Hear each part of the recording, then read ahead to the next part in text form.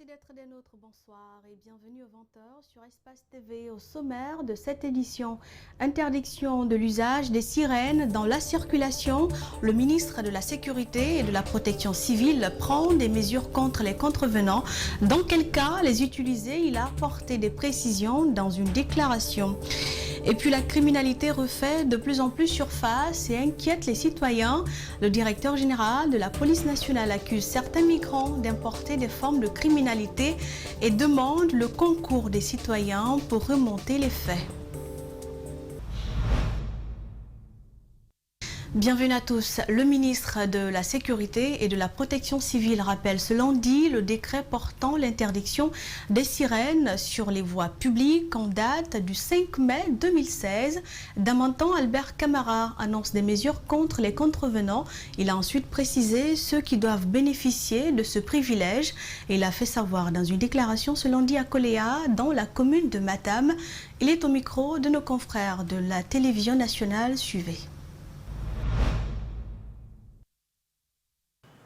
Depuis le 5 mai 2016, un décret a été pris qui légifère sur les personnes et les services habilités à utiliser des sirènes et des gyrophares.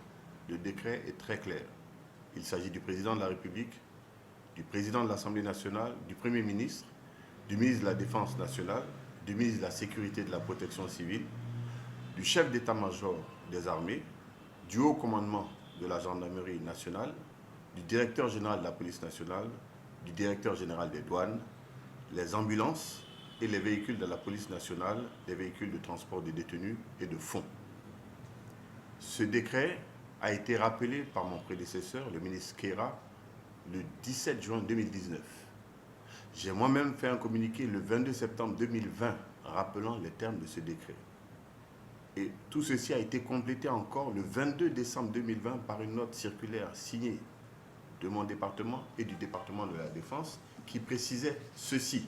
Il est ordonné aux unités de police routière et de la gendarmerie de procéder automatiquement et immédiatement à la mise en fourrière de tout véhicule contrevenant aux dispositions donc, du décret et à l'audition sur PV du chauffeur et du propriétaire du véhicule.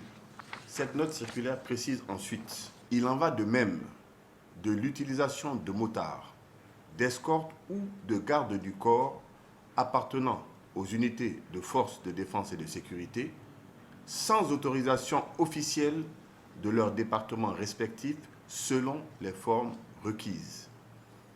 Tout agent de forces de défense et de sécurité surpris en train de servir d'escorte à quelque titre que ce soit et avec qui que ce soit, en dehors d'une autorisation formelle engageant sa hiérarchie, se verra mis aux arrêts et sa hiérarchie sommée de rendre compte. Signé du ministre de la Défense et du ministre de la Protection civile. Je rappelle que ça, c'était encore depuis le 25 décembre 2020. Donc, il faut que force reste à la loi et que l'autorité de l'État soit respectée.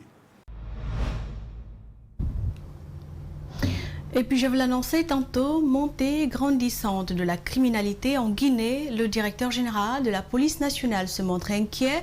Le contrôleur général Ousmane Camara Bafoué et le directeur général de la police judiciaire sollicitent le concours des citoyens pour remonter les faits de criminalité. Le cas d'enlèvement de Tierno Mamadou dans Soko a été pris en exemple de par la particularité du modus operandi des kidnappeurs. Le reportage est signé Mamoudou Boulere Diallo et Amara Lexila. La direction générale de la police judiciaire reconnaît que les ravisseurs de Tierno Mamadou Dansoko sont des durs à cuire. Néanmoins, une bonne partie, sinon la quasi-totalité, est cuite. À chaque fois, ils changeaient de numéro de téléphone pour ne pas qu'ils soient traqués par nos services techniques. Malgré tout, on a réussi à mettre main sur tous ceux qui ont participé à ces opérations. Celui qui est désigné comme étant l'indicateur principal et qui fait objet de recherche active pourrait éventuellement être interpellé dans les jours à venir. Ainsi soit-il, dit-on. Mais pour y arriver, la police ne compte pas jouer au héros. Elle sollicite la collaboration de tous les citoyens afin de mener à bien sa mission. quelle que soit la capacité opérationnelle de la police nationale et de tous les autres services de sécurité, les informations nécessaires pour pouvoir pister les malfaiteurs pourraient venir des citoyens qu'on appelle des citoyens d'honneur. Sur le cas spécifique de l'enlèvement de Thierno Mamadou Dansoko, c'est un ministre de la République qui a joint le directeur national de la police pour l'en informer. Malgré l'intervention des agents de la police, les kidnappeurs ont réussi à atteindre leur objectif, celui d'encaisser la rançon, reconnaît le général Bafoué. J'ai été le premier à être appelé par le ministre d'État. Son garde corps a été le premier sur le lieu. C'est lui-même qui a ramassé les armes et le coin a été bouclé. Mais ils sont tellement prêts que malgré le bouclage de la commune de Ratoma, jusqu'au moment que le directeur central vous dit là, jusqu'au moment que la rançon a été payée et que Dansoko soit arrêté, les gars, ils ont réussi à fuir et à se cacher et à avoir ce qu'ils ont voulu. Mais d'où provient cette ingéniosité des criminels en Guinée? Le directeur national de la police constate que de nouvelles tactiques sont importées par des migrants retournés. Ils sont kidnappés par nos frères qui sont là-bas. Je ne dirais pas, je ne stigmatise pas arabes ou quoi. En tout cas, les passeurs, on les met là et on dit appelez vos parents au pays. On a besoin de 1 000 euros, 2 000 euros si vous avez constaté. Ceux qui ont leurs parents qui sont de ce côté. Ces gens-là, puisqu'on est en train de les répatrier, quand ils viennent ici, c'est ce mode opératoire, cette façon de se faire de l'argent qu'ils sont en train d'importer chez nous. Aux citoyens vivant en République de Guinée, la police leur demande d'être prudents face au phénomène de la criminalité et surtout de prêter main forte aux enquêteurs à travers des alertes anonymes. Et on part toujours insécurité. Présentation hier à Kindia de présumés coupeurs de route. Au nombre de 3, ils ont été arrêtés dans la commune urbaine au dire du responsable de la communication de la gendarmerie départementale. Les 3 portaient des armes de guerre. Aboubakar Waye Touré et Aboubakar Kamara nous en disent plus.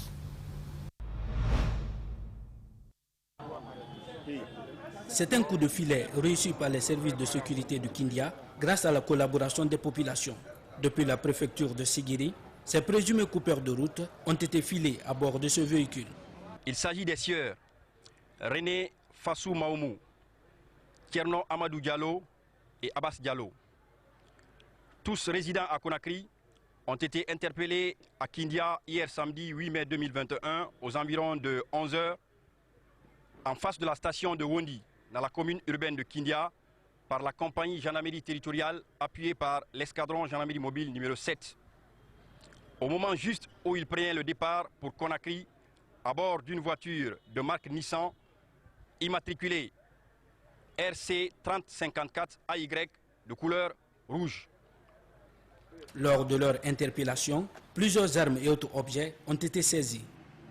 Ont été saisis dans leur voiture 5 armes de guerre de type PMAK avec 7 boîtes chargeurs garnies de 84 cartouches. 2 PA, dont un de type TT30 avec 6 cartouches et un second de type Makarov avec 4 cartouches. Une grenade lacrymogène, une machette, un pied de biche, une pioche, une longue barre de fer, 2 couteaux, une paire de ciseaux, un sachet de menottes à caoutchouc, 13 trousseaux de clés, un rouleau de colle scotch, 14 téléphones de marques différentes, 3 tenues chemises militaires et un pantalon, une paire de rangers militaires et 6 cartes SIM des opérateurs Orange et Aïba. Le présumé cerveau du groupe reconnaît être propriétaire de 2 armes parmi celles brandies. C'est les 2 armes qui étaient avec moi. Mais moi, les 2 armes, lesquelles? Les 2 là, qui m'appartiennent. Leur nom? PMAK. Alors les autres là je ne connais pas. Je les ai eus seulement juste pour un cas. Mais ça, sinon, je n'opère pas, je ne fais pas d'attaque. Aussitôt, les prévenus ont été déférés devant le tribunal de première instance de Kindia pour des faits de détention illégale d'armes de guerre d'associations de malfaiteurs et de vols à main armée. Quant aux enquêtes, elles se poursuivent, rassure le commandant de la brigade de recherche de Kindia. Et justement, le procureur de Kindia s'est réjoui du travail des agents qui sont parvenus à interpeller ces présumés coupeurs de route. Amadou Diallo promet aussi d'ouvrir une enquête pour traquer d'autres malfrats en cavale. Le reportage avec notre correspondant régional Aboubakar Silla.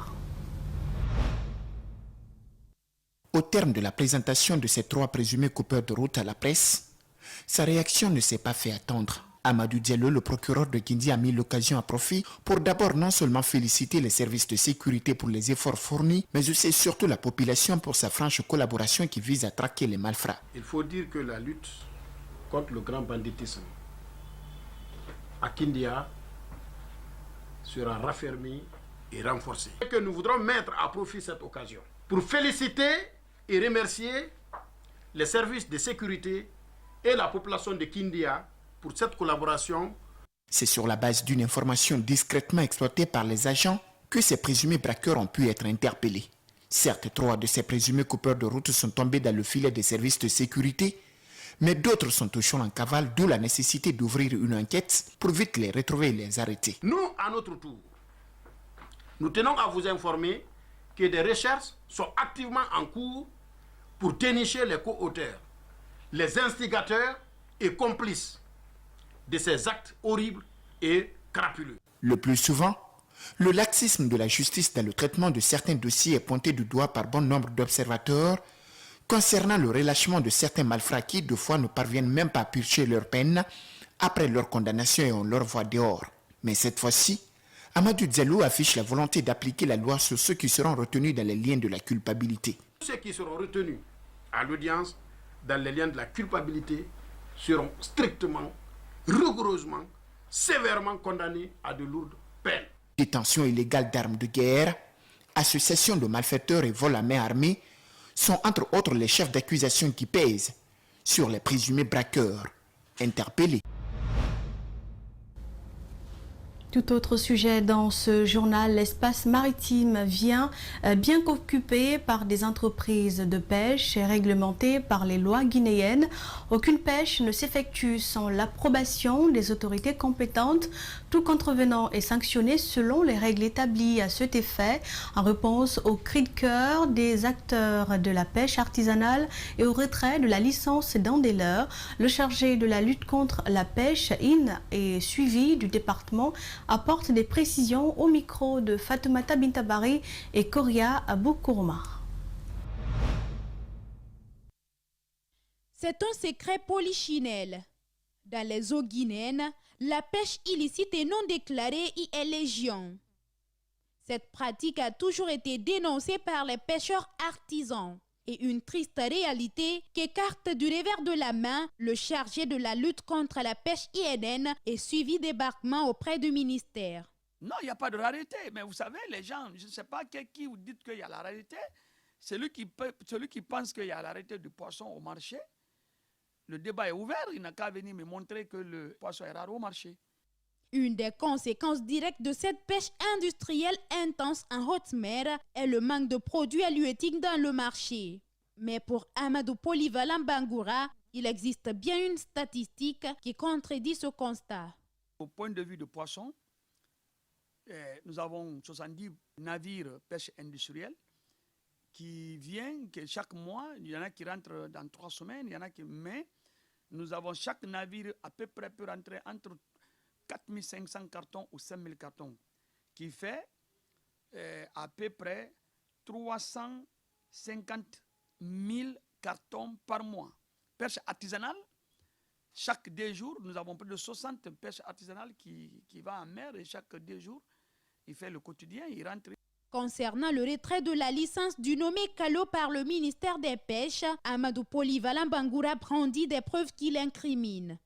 Quand nous constatons ou on doute sur un navire, pour une autre raison, ça c'est la discrétion du gouvernement, on a le droit de venir prendre la licence. Mais ce que tu peux retenir, le propriétaire, c'est-à-dire Mamadi Kalo, naturellement, Et quand on l'a écrit, l'État lui a expliqué, on l'a retiré sa licence.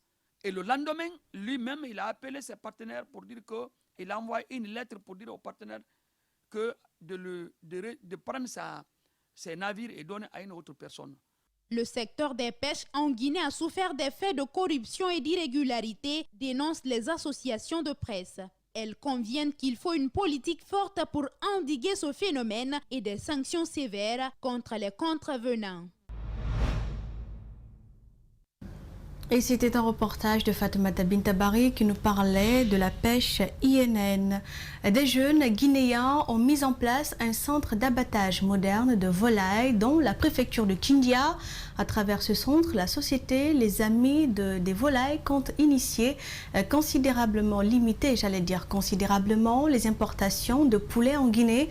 Et dans ce centre, vous le verrez sur les images, de l'abattage à l'emballage des volailles, c'est toute une chaîne qui est respectée avec des machines de haute qualité. André Mossi-Milimono commente les images de nos confrères de la RTG. Ici, une dizaine de jeunes sont employés et travaillent à plein temps. Plus de 10 000 poulets de qualité locale sont abattus chaque jour. Notre souci, c'est de faire en sorte que la population guinéenne consomme l'aliment de qualité et surtout de la viande blanche.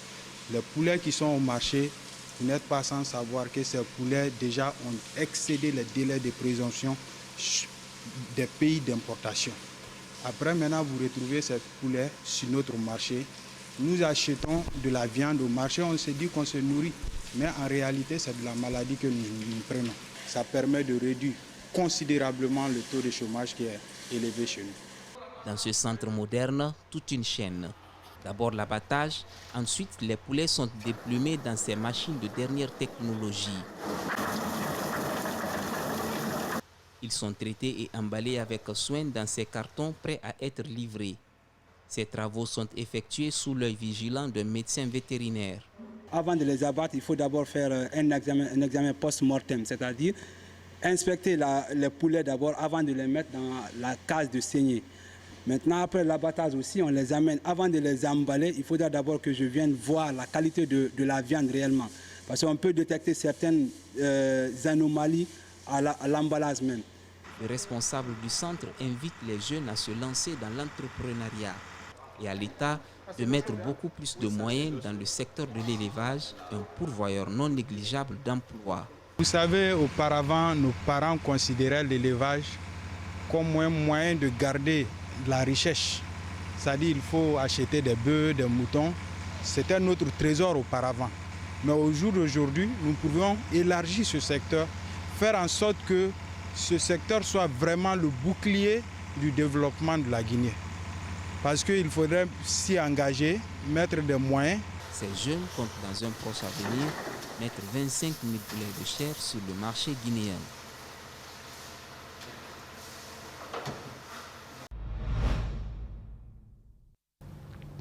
Des responsables juridiques des entreprises publiques et privées font front commun pour la vulgarisation et l'application du droit et l'éthique dans les sociétés commerciales et les entreprises. Une initiative qui vise à favoriser un cadre d'échange entre les professionnels du droit et les différentes administrations et donner des conseils aux responsables pour la prise des bonnes décisions. Ils sont réunis autour d'une association dénommée Cercle Droit et Conformité de Guinée. Alseni Bari et Ibrahima Sori Kamara pour le reportage. Le Cercle Droit et Conformité de Guinée est une association apolitique qui a pour objectif général créer un espace d'échange autour des questions de droit, de gouvernance et de conformité. 2 mois après son lancement à Kaloum, le CDG tient sa toute première assemblée générale.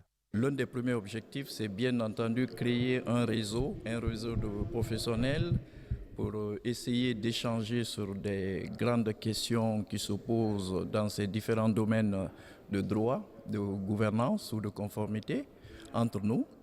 Et puis c'est aussi de favoriser un cadre d'échange entre les différents professionnels et les différentes administrations. Et puis pourquoi pas, nous rêvons, peut-être que nous pourrons être une sorte de pôle pour permettre aux décideurs de prendre des décisions en tenant compte de nos positions, des conseils que nous pouvons donner dans ce sens. Plusieurs débats sur l'actualité juridique guinéenne ont été faits, des informations qui devront leur permettre de disposer des outils de prévention et de contrôle. Vous avez plusieurs nouveaux dispositifs en matière de fiscalité. Vous avez un arrêté qui annule toutes les exonérations fiscales et douanières qui ne sont pas adoptées par une loi ou qui ne sont pas ou les conventions qui n'ont pas été ratifiées à l'Assemblée nationale. Vous avez en matière de droit minier les litiges entre les communautés et les sociétés minières. Vous avez des questions aussi, la loi sur la lutte contre le blanchiment et le financement du terrorisme. Vous avez des sujets en droit du travail sur le chômage technique, la force majeure avec des décisions qui ont été rendues. Pour le responsable des bâtonniers, l'espoir est permis avec la vulgarisation du droit et l'éthique dans les sociétés commerciales et les entreprises. L'espérance que j'ai, c'est que des échanges se fassent entre ces entreprises, entre les juristes de ces entreprises et le barreau. Cela permettra certainement aussi de faire évoluer le droit. En Guinée, le constat est parfois inquiétant, car nombreuses sont ces entreprises qui ne respectent pas les droits des travailleurs et ne parviennent surtout pas à s'en sortir face à des difficultés internes et externes. C'est aussi cette donne que le cercle veut changer.